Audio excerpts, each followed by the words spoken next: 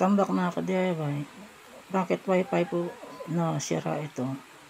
Ang gagamitin natin case para sa ating DIY na power bank pang charge ng cellphone at power supply sa ating Wi-Fi router na 12 volts.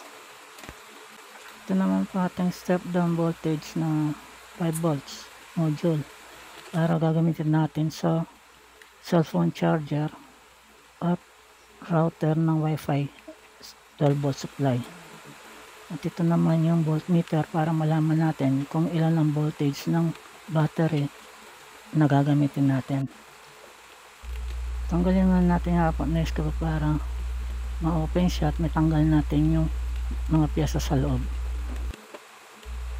Para mailagay na natin yung module sa loob at may pwesto na natin, mabutasan itong case ng packet Wi-Fi. Ito po nabutasan na natin para may pwesto natin yung module na step down voltage. Ayan, pwesto na natin, nadidikit. At isusunod na po natin yung switch niya. Diyan natin po pwesto. At itong voltmeter, dito naman natin hahanap ng pwesto. Ayan, naidikit na ho natin yung module. Susunod po natin itong voltmeter, pwesto natin dyan. At itong switch, hahanap natin ng pwesto. Ayan o. Ayan, nilagay na natin yung voltmeter. Hindi ko na pinakita sa video paano ilagay. Ayan o, nakapwesto na. At susunod natin yung pinaka switch, power switch nya. Dito natin ilalagay. Ito po na butasan ko na yung pagpupwestuhan ng power switch.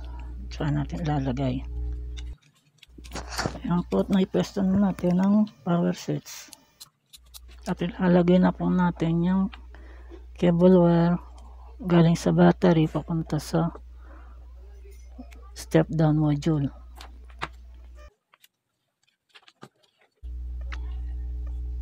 Ito po yung negative at ito yung positive. Tsaka na natin siya solder.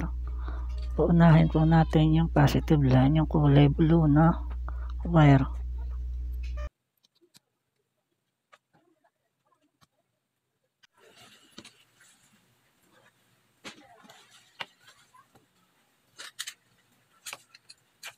At isusunod na po natin yung negative line. Dito sa my switch, diyan natin kakonect.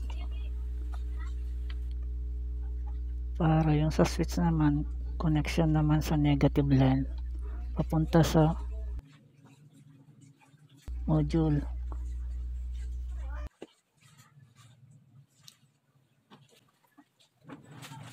Connect na natin yung positive line mula sa voltmeter papunta sa USB module. Okay, napag-connect na po natin yung mga line sa switch, sa voltmeter hanggang sa USB module. Ayan, pipix na natin yung sa may negative mula sa switch power papunta sa module. At isusunod naman po natin yung connection ng crocodile clip, positive at negative.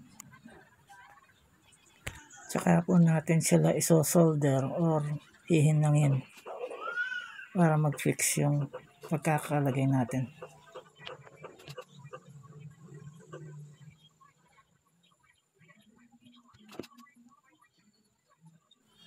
Ayan, ilalagay na po natin yung negative crocodile clip. Hindi ko na po pinakita yung paghinang. Ito na po siya.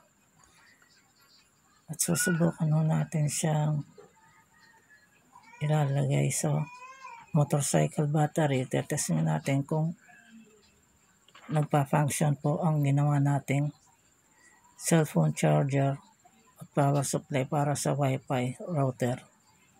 Ayan po, may power siya. Yung voltmeter, umaandar. 12.7 volts ang karga ng motorcycle battery natin. At ito naman po ang USB 12 volts step up voltage. Ayan o, makita nyo 12 volts. Yun ang gagamitin natin na power supply sa Wi-Fi router. Subukan na natin kung 12 volts ang kanyang ilalabas. Ayan o, makikita nyo S11.94. Kahit hindi maabot ng 12 volts yan ay kakayanin ho niyang supplyan ng Wi-Fi router natin kapag brown out. At heavy duty yung baterya na gamit natin, hindi ho yung mga power bank lang na maliliit. Tsaka na ho natin ipipix sa motorcycle battery yung ginawa nating power supply. Ipipix mo natin, didikit ng shoe glue para hindi natatanggal.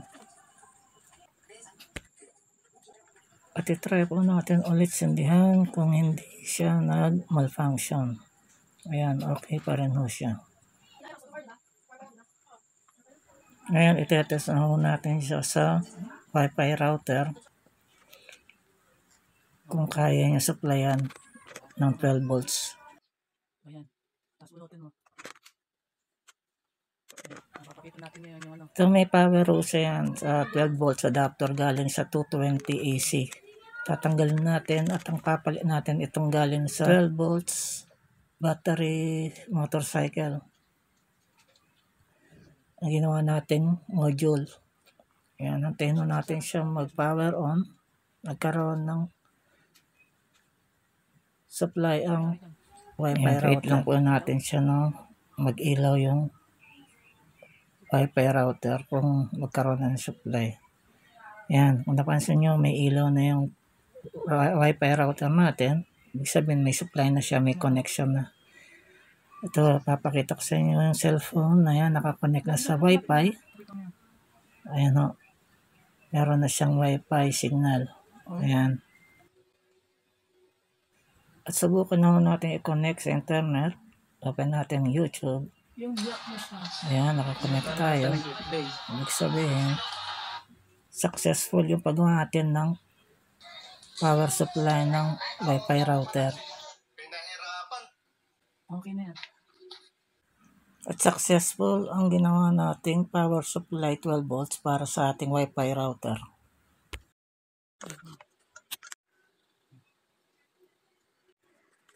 Gamit natin ay 12 volts motorcycle battery para kapag nagba-brown out, nakakapag-Wi-Fi pa rin tayo. So, naman natin siyang testingin sa cellphone charging, Bluetooth earphone, or power bank, USB cable, micro. Try natin mag-charge ng power bank. Ito hindi naman akong DIY na power bank. Ayan, may ilaw. Patayin natin yung ilaw ng camera para mas maliwanag yung ilaw ng power bank. Ibig sabihin, good charging. Ayan, subukan naman natin yung Bluetooth. Try 5 volts.